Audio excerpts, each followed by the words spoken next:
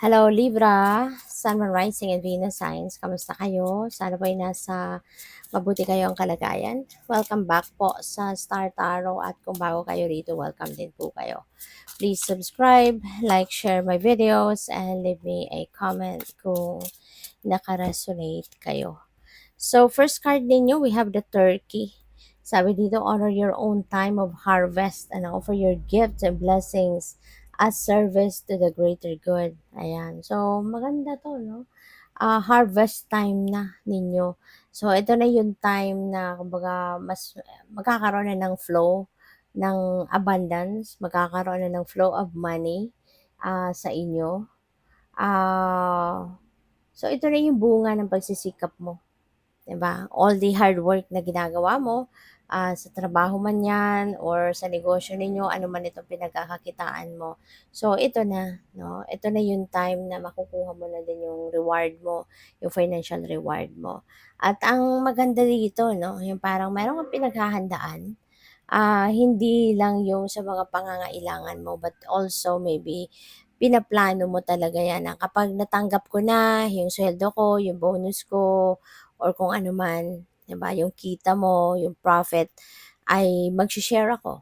You know, magdo-donate ako, meron akong bibilhin at bibigay ko sa kung kanino, yung mga ganun ba. So maybe you have plans set up na talaga, no, para sa ganyan. Kaya kapag ka ganyan ka, makakasiguro ka na there will be more blessings, no, that will come your way. Kasi hindi mo lang sinasarili, hindi mo lang iniisip yung sarili mo, but you are also, ano, sharing your blessings sa ibang tao. So we have the blackbird, sabi dito, the magical and unique qualities of your untapped potential are unfolding now.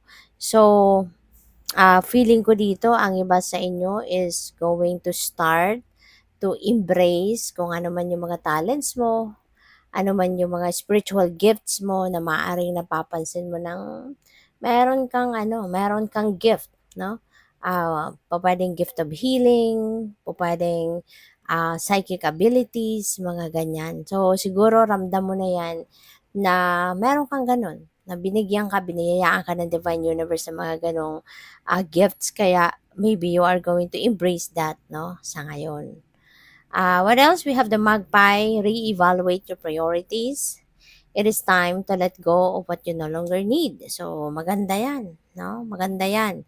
Na unang-una, ipa-figure out mo na ngayon, ano nga ba talaga ang mga priorities mo. Ano yung mga bagay na dapat mong unahin, ano yung mga bagay or sitwasyon na dapat ninyong bigyan ng pansin sa ngayon or mas asikasuhin, ganyan. 'Di ba? Maganda yan para alam mo kung ano talaga yung mga bagay na uunahin mo or bibigyan ng importansya. At let go of what you no longer need. No? So, siguro sa pagmumuni-muni ninyo, pag evaluate ninyo ng inyong priorities, may isasama mo na din dyan. Ano? Kung ano pa yung mga bagay, no? Mga bagay, situations, or even tao. Sino yung mga tao pa sa buhay mo na parang problema lang ang hatid sa'yo. 'Di ba?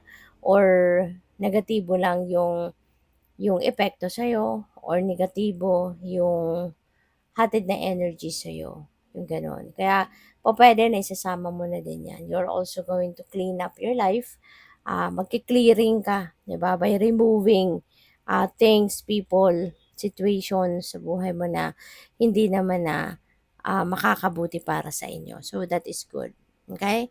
Para na makapagkaroon ka ng lugar, may mga bagong room ka sa buhay mo para sa ah, mga bagong bagay, experiences or tao na dadating, 'di ba?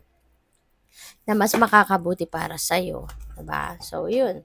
So, by the way, maraming salamat, no, for subscribing. At kung hindi ka pa nakakapag-subscribe, subscribe na po kayo.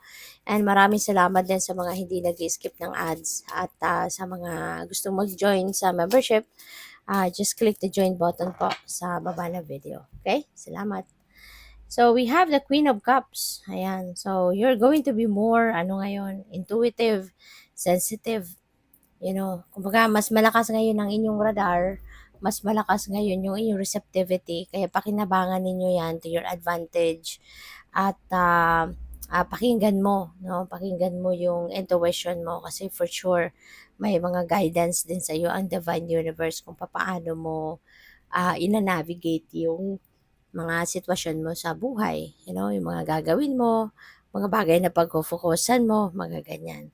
And also feeling ko dito, ano ka din, siguro meron ditong someone na na malapit sa puso mo, pupuwedeng, nanay mo 'yan, maaaring kapatid mo or pupuwedeng tiyahin mo, lola mo, ganyan, na very supportive of you.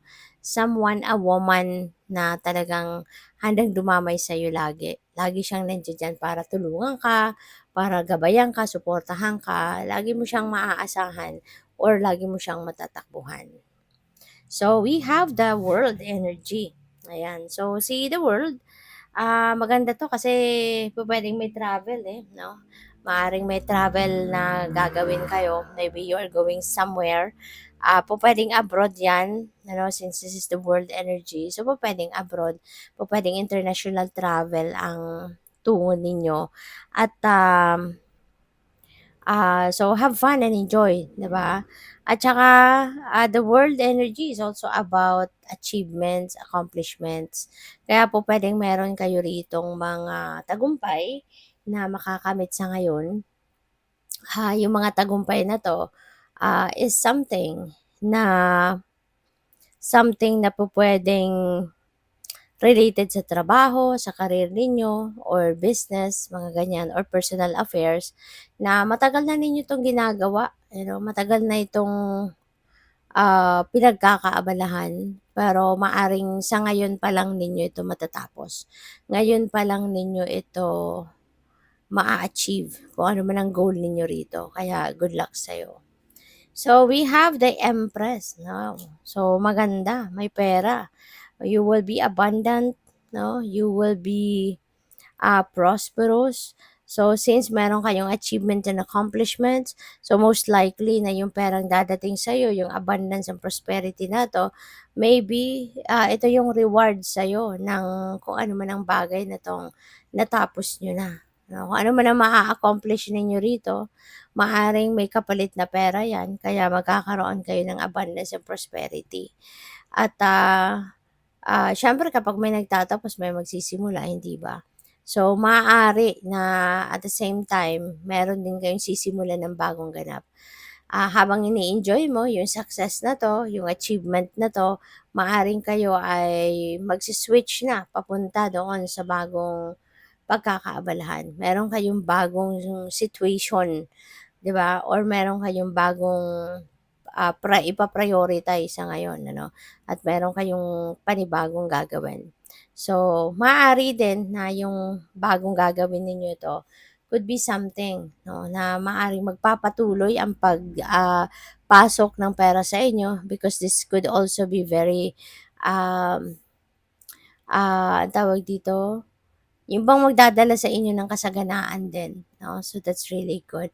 Maaaring isang magandang, source 'di ba or solid na panggagalingan ng kaperahan. Kaya good luck sa'yo. Thank you for watching.